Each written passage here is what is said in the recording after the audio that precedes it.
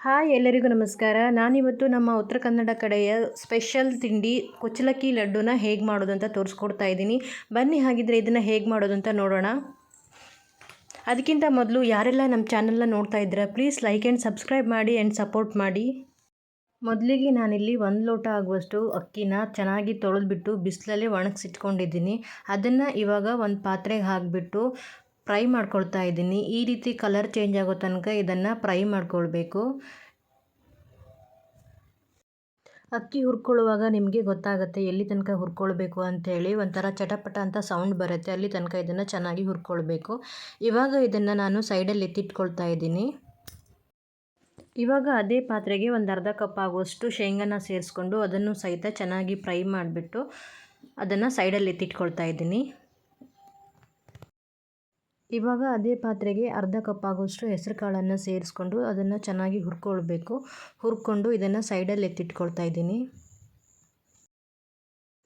ಈಗ ಹುರಿದಿಟ್ಕೊಂಡಿರುವಂತಹ ಅಕ್ಕಿ ತಣ್ಣಗಾದ ನಂತರ ಅದನ್ನು ಒಂದು ಮಿಕ್ಸಿ ಜಾರಿಗೆ ಹಾಕಿಬಿಟ್ಟು ಸಣ್ಣದಾಗಿ ಪೌಡ್ರ್ ಮಾಡ್ಕೊಳ್ತಾ ಇದ್ದೀನಿ.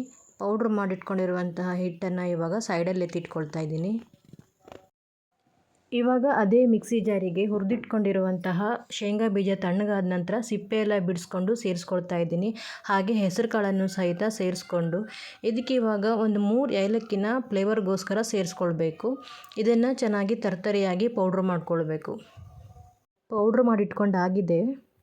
ನಾನಿಲ್ಲಿ ಕುಚ್ಚಲಕ್ಕಿ ಲಡ್ಡು ಮಾಡಲಿಕ್ಕೆ ತೆಳು ಬೆಲ್ಲನ ತಗೊಂಡಿದ್ದೀನಿ. ನೀವು ಬೇಕಿದ್ದರೆ ಗಟ್ಟಿ ಬೆಲ್ಲ ಬೇಕಾದರೂ ತಗೊಳ್ಬೋದು. ಹಾಕಿರೋ ಬೆಲ್ಲನ ಒಂದು 5 ನಿಮಿಷ ಚೆನ್ನಾಗಿ ಕುದಿಸ್ಕೊಳ್ಬೇಕು. ಬೆಲ್ಲ ತೆಳು ಇರುತ್ತಲ್ವ, ಒಂದು ಸ್ವಲ್ಪ ಗಟ್ಟಿ ಬರೋ ತನಕ ಇದನ್ನು ಕುದಿಸ್ಕೊಳ್ಬೇಕು. ಪಾಕ ಏನು ತರಿಸ್ಕೊಳ್ಳೋದು ಬೇಡ. ನಾವು ಬೆಲ್ಲನ ಮುಟ್ಟಿದವಾಗ ನಮಗೆ ಸ್ವಲ್ಪ ಗಟ್ಟಿ ಅಂತ ಅನಿಸ್ಬೇಕು, ಅಲ್ಲಿ ತನಕ ಇದನ್ನು ಕುದಿಸ್ಕೊಳ್ಬೇಕು. ಇವಾಗ ಇದಕ್ಕೆ ಕಟ್ ಮಾಡಿದ ಕೊಬ್ಬರಿ ಪೀಸನ್ನು ಹಾಕ್ಕೊಳ್ತಾ ಇದ್ದೀನಿ. ಹಾಗೆ ಪೌಡ್ರ್ ಮಾಡಿಟ್ಕೊಂಡಿರುವಂತಹ ಕುಚ್ಚಲಕ್ಕಿ ಪೌಡರ್ ಹಾಗೆ ಶೇಂಗಾ ಮತ್ತು ಹೆಸರು ಕಾಳಿನ ಪೌಡರನ್ನು ಸಹಿತ ಇದಕ್ಕೆ ಸೇರಿಸ್ಕೊಳ್ಬೇಕು. ಸೇರಿಸ್ಕೊಂಡು ಚೆನ್ನಾಗಿ ಮಿಕ್ಸ್ ಮಾಡಬೇಕು.